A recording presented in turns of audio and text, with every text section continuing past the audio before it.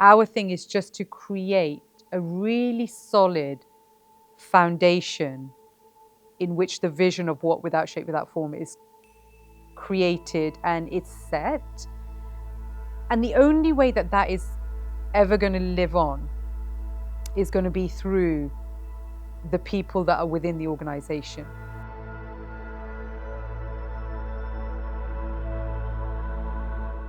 I think a lot of the work that we do it very instinctively, naturally, in collaboration, in conversation, and what have you.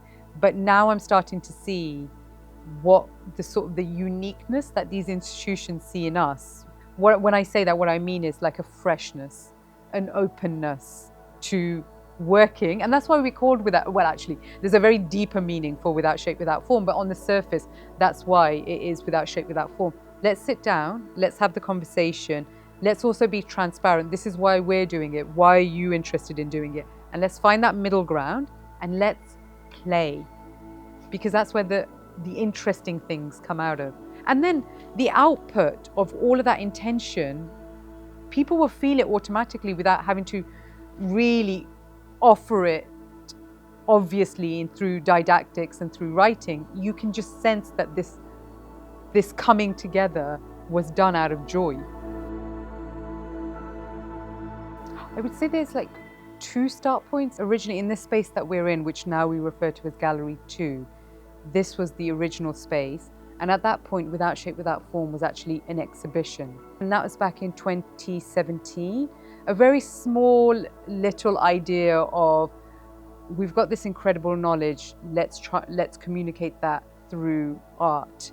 So in 2017, we spent a whole summer putting this exhibition on here. And I think we put 1 social media post out, 1 Facebook post out, and everything else was WhatsApp. It was a November day. It was a Saturday at about 2 o'clock we were about to open. And I know we're British and I know we always talk about the weather, but it's important here. It was apocalyptic weather. Like, it was so dark at 2 o'clock. It would not stop raining, like horrendous. All of a sudden, like, the car park was full. There was people queuing up. So on that Saturday afternoon, we probably had 4,500 people come through this space. And I kid you not, it was as if somebody had sprinkled magic dust. There was just something in the air. There's something powerful was happening here, and the way that people were engaging. I want to quickly thank Craftsy for sponsoring this video. If you're someone who's interested in creativity, whether that's something you already do or something you've been wanting to explore more, Craftsy is essentially an online community where you can learn new skills and develop your practice in a really accessible way. They have over 2,000 classes across areas like painting, drawing, sewing, baking, and even things like crochet and quilting, all broken down into really easy step-by-step lessons. Everything is taught by experienced instructors, so it feels like you're actually being guided through the process rather than just watching something passively. I've been exploring some of the classes myself, particularly the painting and drawing ones, and what I like is how practical they are. It's not just theory, you actually come away feeling like you've made something, which I think is really important, especially if you're trying to build confidence creatively. There's also loads of additional resources, like downloadable patterns and recipes, plus live tutorials where you can learn alongside other members and feel part of a wider creative community. If that sounds like something you'd be into, the first 1,000 people to use the link in my description can join Craftsy and get a full year of premium membership for just $1.49. This offer is available for new members only. I'll leave the link below, and thanks again to Craftsy for supporting the platform. That was supposed to be a 2-week exhibition, and before we knew it, because of the response, it just turned out to be permanent. We then opened what now is Gallery 1 with another exhibition in November 2019 for 6 months, so we all know what's about to come. And then obviously 2020, COVID hit, and then our attentions as a team turned to a food program. We distributed 470 tons of food from here, cooked 1 million hot meals, and worked with 135 charities. gave that food to them. And just off the back of that, what we realized was that the world's about to go through a mental health pandemic. And at the core of everything we do is mind well-being, mind strength, mind fitness, mind training. That's when Without Shape, Without Form, second point starts, when we put our two exhibitions together, create a slightly disruptive exhibition model. In 2021, when everyone's schedules are slightly messed up, we offer a 21-day exhibition. So we come in, we set up, we go very quickly. Within 25 days, it's all done. And we Journey of the Mind then toured all over the UK. And then slowly, that was in 2021 when we started touring. And I remember at the end of mid-2022, turning to a colleague of mine going, do you think this is it? Is this now Without Shape, Without Form? And we were like, yeah, this is it. In our second phase, we're only 5 years young, but we have a vision of 250 years. So that 250 years as individuals that work within the organization or who have co-founded it is actually a relief to work on a 250-year vision, because it shows your insignificance as well. And that's actually quite liberating to be like, actually, you know, I'm not doing this on any individual legacy. The legacy is in the work. The legacy is in the source of where the work comes from. And for us, those are where the teachings come from. I would say what you see on the walls and what you see in an exhibition context is the tip of the iceberg. Underneath the water is the actual iceberg, which is the people that are putting this on, and the intention and the hard work that they are doing on their own internal journeys to be able to put that on. The work that's not seen is actually the work.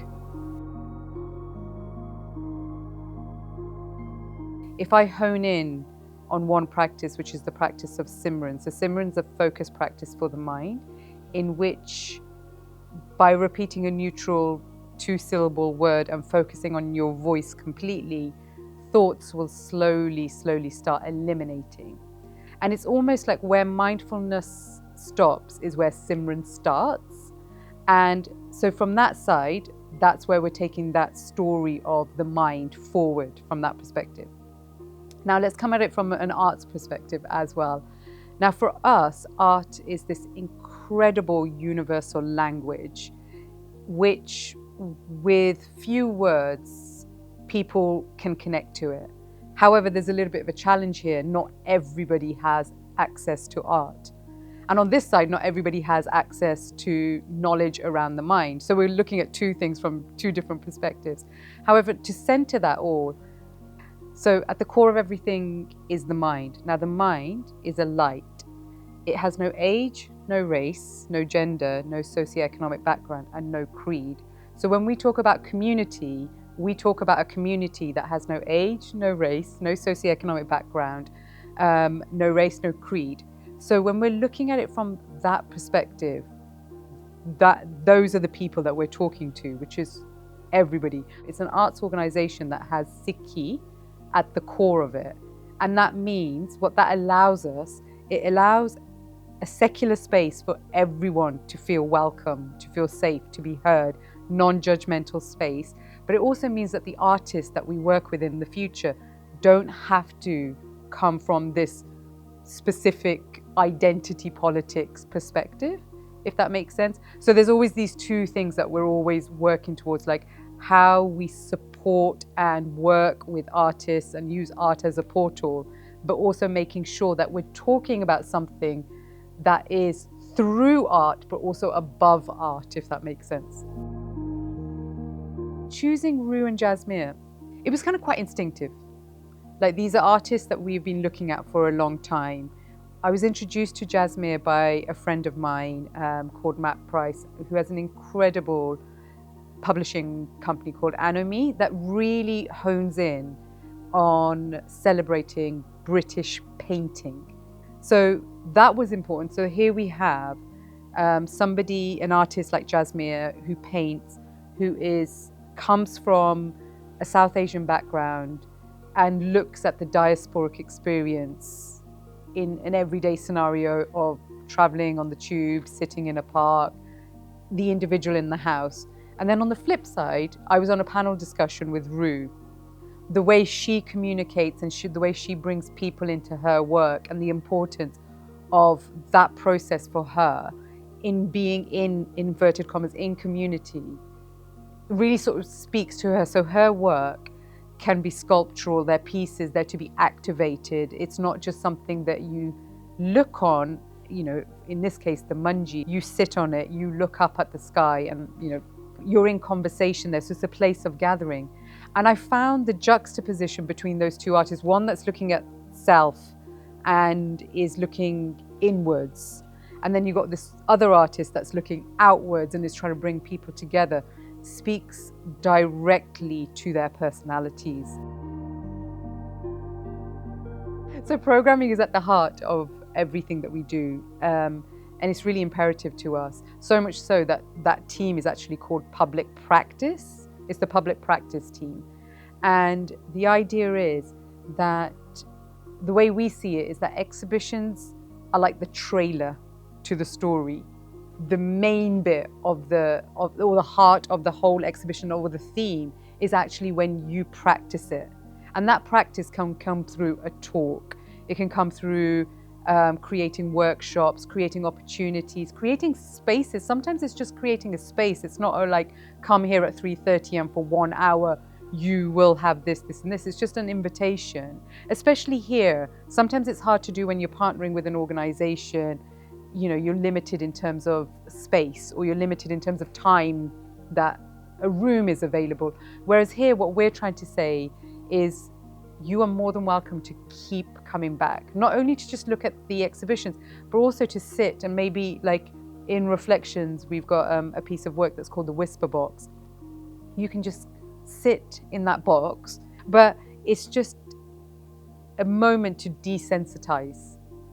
And it's like sensory deprivation in there in the most beautiful way, because no technology, no nothing, just be present. And then there's a gentle invitation to be like, how about now if you did a practice like Simran, to just slow the mind down, just to get it a little bit quieter. So whether it's Simran workshops that we do, or whether we do performances, talks, podcasts, article writing, whatever that is, the heart of it will come back to a moment to self-reflect, a moment to be to kind of be empowered yourself, to know that your own mind can be in your own control.